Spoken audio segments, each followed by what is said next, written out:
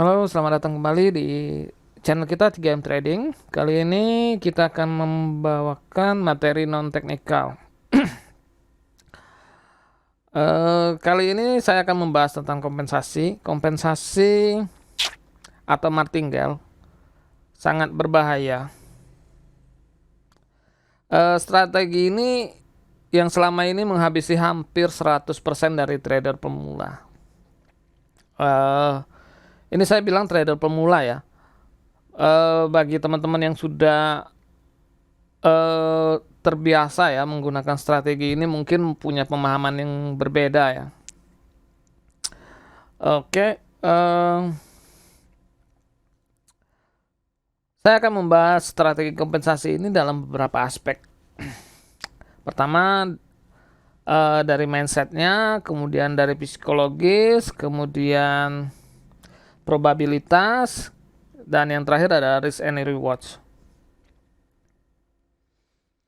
Oke, pertama-tama saya akan membahas kompensasi ini dari aspek mindset.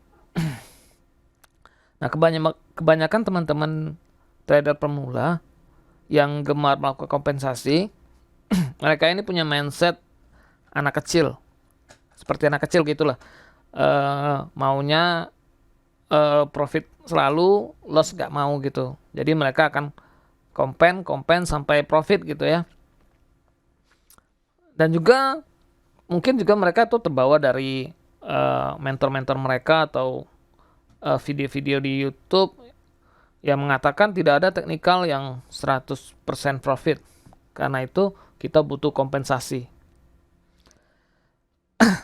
Nah, tanpa sadar mereka udah dicekokin satu ini apa? Metode yang salah gitu. Ada cara lain untuk bisa profit tanpa harus melakukan kompensasi. Nah, yang bahayanya nanti teori tidak ada 100% teknikal yang bisa profit, kemudian kita harus kompensasi. Ini mengakar, lengket di mindset kita dan sangat sulit dihilangkan gitu. Jadi yang kita pikirkan hanya kompensasi gitu, tanpa memperbaiki gimana cara kita trading gitu. Melihat berapa persen win rate kita dengan teknikal tersebut gitu. Yang ada di pikiran kita, ya udah kalau loss nanti kita tinggal kompen. Ya udah kalau loss kita tinggal kompen. Bahkan ada mentor yang berani mengatakan ya kita kompen aja sampai sekian kali gitu. Nanti pasti akan profit gitu. Pasti harga akan sesuai dengan ini gitu. Nah, itu sesat banget gitu. Di dalam trading ini kita perlu pahami bahwa profit dan loss itu tuh nggak bisa dipisahkan gitu dalam trading ya. Loss pasti akan selalu ada gitu. Dan loss ini nggak bisa dihilangkan. Kalau dikurangi bisa gitu. Dan banyak metode lain yang bisa kita pakai untuk bisa profit tanpa harus menggunakan teknik kompensasi ini gitu. Makanya itu kita kita harus paham bahwasanya untuk profit ini tidak hanya dibutuhkan teknikal saja. Kita juga perlu untuk bisa memanage pikiran kita. Kemudian kita harus juga bisa memanage psikologis kita atau emosi kita. Kita juga harus bisa memanage modal kita gitu. Jadi buat teman-teman yang selama ini berputar-putar di sini, mungkin teman-teman benahi dulu mindsetnya. Karena Dalam manajemen resiko, kompensasi ini punya reputasi yang sangat buruk ya. Oke, selanjutnya saya akan membahas kompensasi ini dari sisi psikologis ya.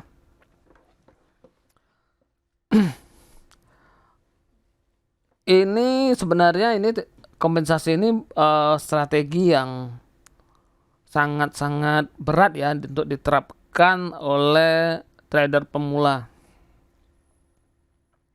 Karena setiap level dari kompensasi itu kita menambahkan resiko. Dan dari setiap menambahkan resiko itu, kita akan semakin terbebani oleh beban psikologis ya. Makin levelnya makin tinggi, tingkat tekanannya makin besar, dan makin besar. Nah, semakin besar tekanan, maka konsentrasi kita, kemudian daya analisa kita, itu akan semakin berkurang, semakin lemah gitu. Kemudian ditambah lagi dengan emosi ya, nafsu segala macam yang membuat kita mungkin sudah nggak menggunakan analisa lagi. Kita mungkin hanya oke, habis campaign ini balik modal, habis campaign ini loss saya semua hilang gitu. Nah, itu berbahaya sekali gitu. Nah, ini kita melakukan trading ini teman-teman. Ini bukanlah kerjaan kita 1 hari 2 hari saja. Kita butuh uang, kita trading seperti itu saja. Trading ini bisa kita lakukan setiap hari gitu. Jadi kan seperti pekerjaan gitu. Nah, buat teman-teman pasti menginginkan satu pekerjaan yang nyaman, itu tidak banyak tekanan, kemudian dan juga bisa berpenghasilan tetap ya. Nah, kalau kita tetap memaksakan trading ini dengan membebani psikologis kita setiap harinya gitu, itu pekerjaan kita nggak akan nyaman lah. Dalam trading kita nggak akan nyaman. Terus itu juga biasa terbawa ke luar dari trading ya. Kita akan jadi pribadi yang gampang emosi, gampang menyalahkan orang gitu. Mungkin dampaknya terhadap teman lingkungan terdekat kita lah, mungkin ya punya jadi kurang ajar sama orang tua, tidak sopan, atau mungkin yang punya anak mungkin kasar sama keluarga gitu, sama anak dan istri gitu ya. Di sini saya ingin mengajak teman-teman untuk menjalani trading yang sehat gitu. Jadi teman-teman di sini punya emosi yang stabil gitu. Dan itu semua nggak akan bisa tercapai jika teman-teman masih menerapkan satu strategi yang bakal menyiksa teman-teman secara psikologis setiap harinya gitu. Nah, dari sini harapan saya ya teman-teman bisa membenahi cara trading teman-teman yang lebih sehat secara psikologis, dan kemudian kita bisa mulai perlahan-lahan untuk bisa mencapai tujuan kita. Oke, kita akan membahas kompensasi ini dari aspeknya probabilitas. Probabilitasnya adalah peluang atau kemungkinan dari suatu kejadian terjadi atau tidak, dan seberapa besar kemungkinan kejadian tersebut berpeluang untuk terjadi. Nah, ini teman-teman pasti pernah belajar tentang teori kemungkinan ya.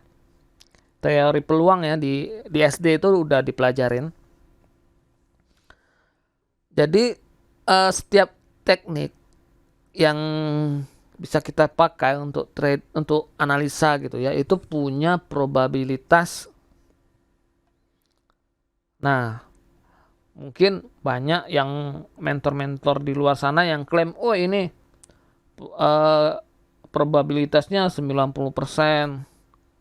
Oh, teknik ini 99,9% gitu. Ya, kalau sudah berlebihan seperti itu ya itu bullshit lah ya.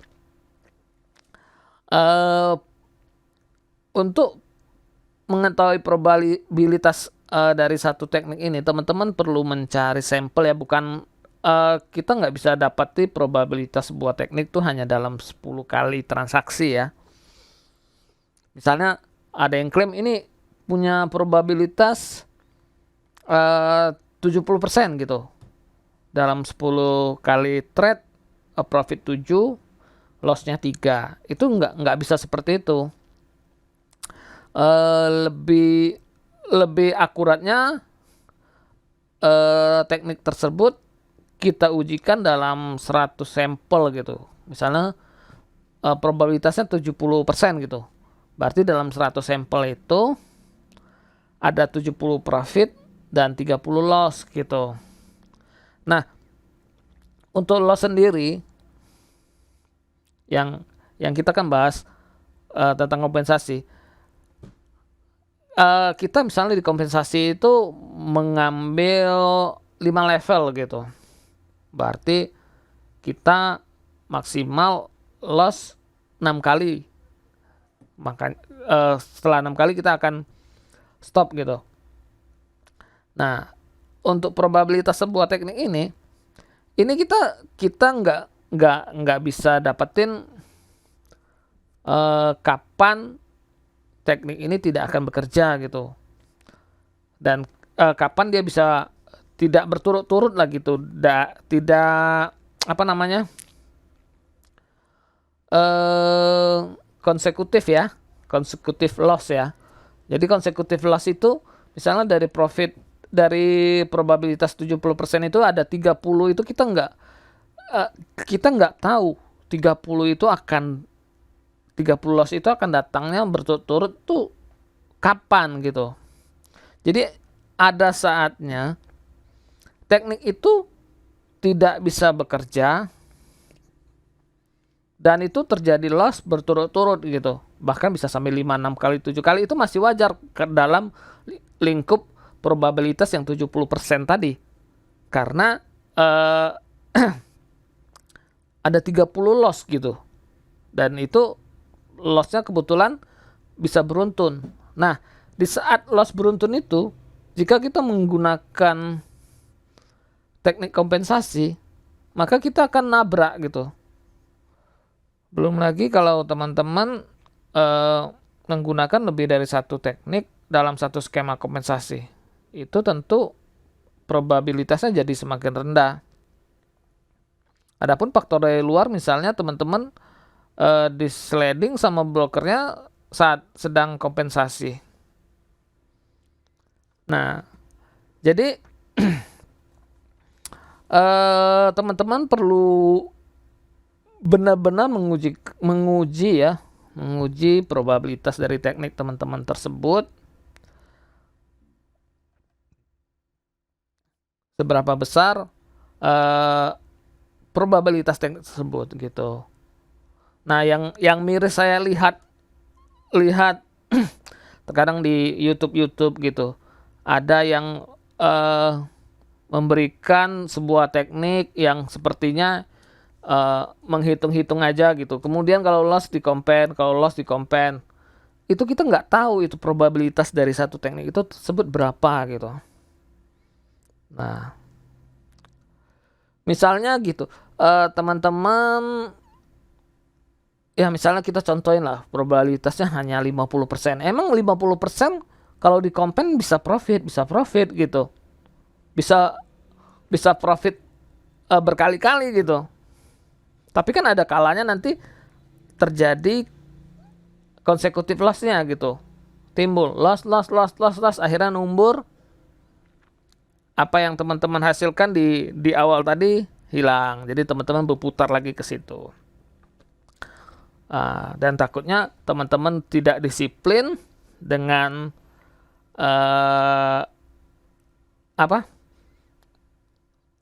dengan plan teman-teman, dengan rencana teman-teman akan berhenti pada kompensasi keberapa gitu kan. Akhirnya teman-teman paksakan satu level lagi dan akhirnya teman-teman kehabisan semua modal teman-teman ya. Oke, sekarang kita akan membahas kompensasi dari sisi risk and reward, yaitu dari sisi perbandingan risiko rugi dan potensi keuntungan ya. Sebelum kita lanjut, jangan lupa buat teman-teman untuk support channel kita, jangan lupa di subscribe dan diaktifkan notifikasinya. Oke, ini setiap transaksi binari kita akan dapetin nilai return macam-macam. Ada yang 100 berbanding 95, ada yang 100 berbanding 90, ada yang 100 berbanding 85, ada 100 berbanding 80, ada 100 berbanding 75, dan sebagainya lah pokoknya. Itu tergantung dari broker saat itu memberi kita di angka berapa gitu. Untuk nilai RR yang masih bisa ditoleransi itu ada di angka 100 berbanding 80% ya. Kalau di bawah itu ya lebih baik kita skip aja karena sangat tidak ideal ya. Mungkin ada yang banyak yang julid tentang ini ya. Kenapa sih return itu di angka 80% gitu? Tidak 100 banding 100. Nah, bagi saya sih ini masih angka yang ideal ya. Masih fair lah. Karena kita diberi kesempatan untuk menganalisa ya, menganalisa. Lain halnya kalau kita dikasih kesempatan untuk menebak gitu. Jadi kita nggak bisa analisa, kita hanya bisa tebak-tebakan gitu. Itu mungkin angka yang lebih fair tuh ada 100% banding 95% gitu. Karena hanya tebak-tebakan gitu. Di sini inilah yang harus digarisbawain, bahwa di sini kita harus menganalisa ya, menganalisa bukan menebak. Oke. Nah, bagaimana skema dari kompensasi yang umum ya? Skema yang umum dalam binary option tuh umumnya mereka yang pengguna kompensasi ini mengalihkan 2,5 dari nilai open posisi. Contoh OP pertama mereka $1, kemudian $1 dikali 2,5 ya jadi $2,5. Kemudian untuk level berikutnya $2,5 ini dikalikan 2,5 lagi, jadinya 6,25 dan seterusnya ya.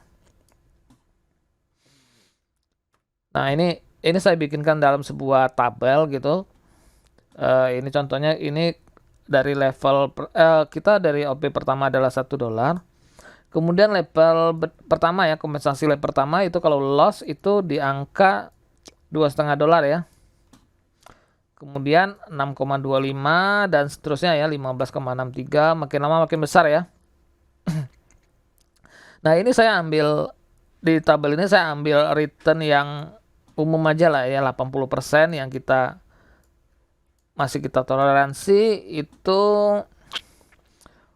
untuk awalnya ini pas saat starting ini risknya $1 ya. Potensi profitnya $0,8. Jadi perbandingan rasio resiko dengan keuntungan itu di angka 100% berbanding 80%.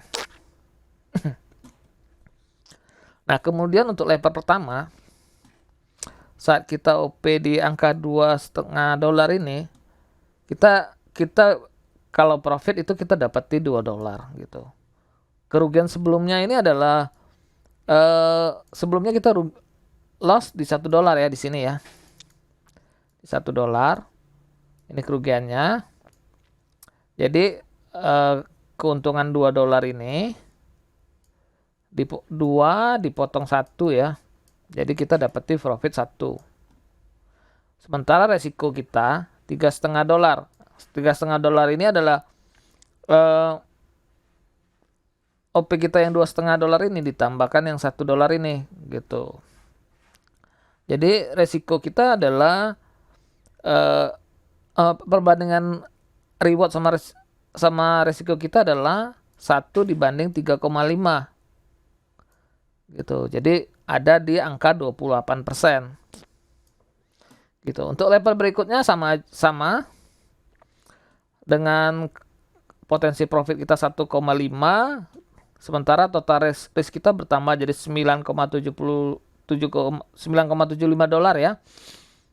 Nah, di sini kita perbandingan risk sama rewardnya kita di angka 15%, semakin kecil gitu. Berikutnya ya di level berikutnya itu kita punya potensi keuntungan $2,75, sementara resiko kita 25,38. Ini resiko kita semakin besar untuk nutupi kekalahan kita yang sebelumnya gitu. Jadi di sini kita sampai di risk and reward itu cuman 10% ya, 10%. Artinya kita meresikokan uang kita sebesar $25 ini untuk keuntungan sebesar 2,75 ini. Nah, jadi kita rasionya hanya 10%. Untuk level berikutnya berkurang lagi jadi 9%, 8%, ini 8% semakin kecil ya. Gitu. Nah, dari tabel ini kita melihat bahwa semakin dalam kita melakukan kompensasi, resiko kita akan semakin besar ini. Kita butuh modal yang semakin besar. Sementara keuntungan yang kita dapat akan semakin kecil gitu. Nah, teman-teman bisa membandingkan gitu. Apakah strategi ini layak untuk diperjuangkan gitu ya? Mungkin ada yang berpendapat, Bang, biarlah profit dikit-dikit, yang penting setiap hari kita profit. Oke, itu benar. Setiap hari kita profit. Tapi apakah teman-teman yakin gitu dengan rencana teman-teman gitu, bahwasanya yang sebelumnya kita bahas itu tentang consecutive loss itu, kalau terjadi consecutive loss, teman-teman akan numbur dan dan resikonya sangat besar gitu ya. Nah gitu, jadi misalnya teman-teman melakukan strategi kompensasi ini dalam 15 hari, mungkin teman-teman profit gitu. Misalnya teman-teman ngambil kompensasi sampai level 6 gitu ya. Teman-teman ambil profit kecil-kecil, kemudian dalam 15 hari, kemudian di 15 hari ini teman-teman lagi tidak beruntung, consecutive loss-nya muncul, dan teman-teman nabrak gitu, teman-teman loss. Nah, teman-teman loss, angka total loss teman-teman ini tercover sama yang 15 hari teman-teman ambil sedikit ya. Gitu, dengan loss dalam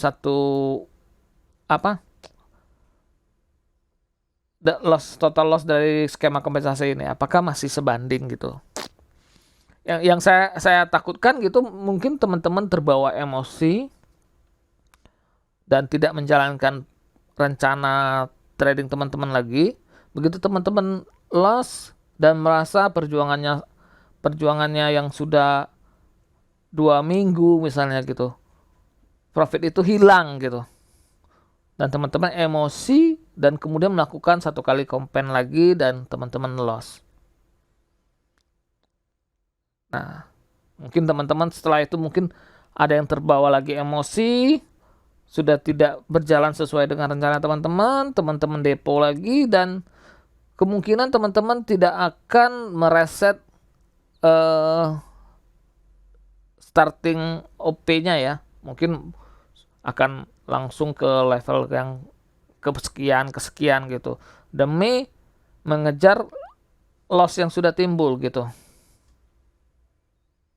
Nah, di sini bahayanya. Jadi teman-teman boleh membuat perbandingan lah. Ini tabel ini sudah saya buat perbandingan sekian gitu ya. Teman-teman bisa mengambil ini sebagai acuan lah untuk mempertimbangkan apakah teman-teman akan masuk dengan skema seperti ini, atau teman-teman akan mencari metode lain lagi supaya bisa profit. Ini saya ingatkan teman-teman, dalam trading ini teman-teman tidak bisa hanya mengandalkan teknikal saja gitu. Jadi teman-teman harus bisa menguasai bagaimana cara kita memanage pikiran kita atau mindset kita, bagaimana kita memanage emosi kita atau psikologis, dan bagaimana kita memanage modal kita gitu.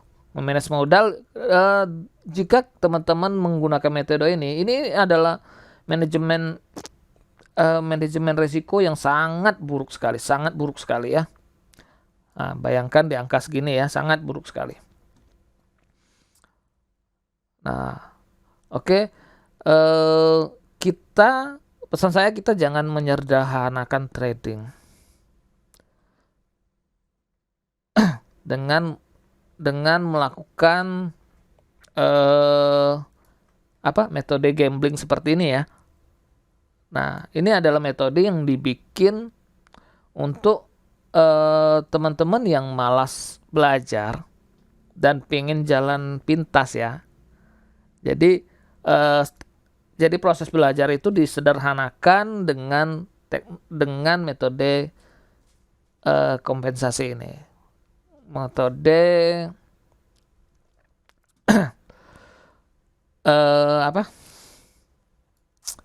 yang melipat gandakan kerugian ya, ini melipat gandakan kerugian justru ini. So teman-teman jangan lupa untuk belajar, karena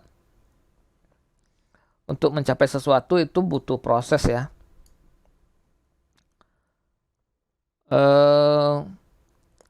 Teman-teman bisa ambil pelajaran yang di sini. Jika masuk akal, teman-teman jangan lupa untuk subscribe dulu channel kita, tinggalkan komen. Teman-teman juga bisa bertanya di kolom komentar, dan jangan lupa di like juga videonya. Terima kasih.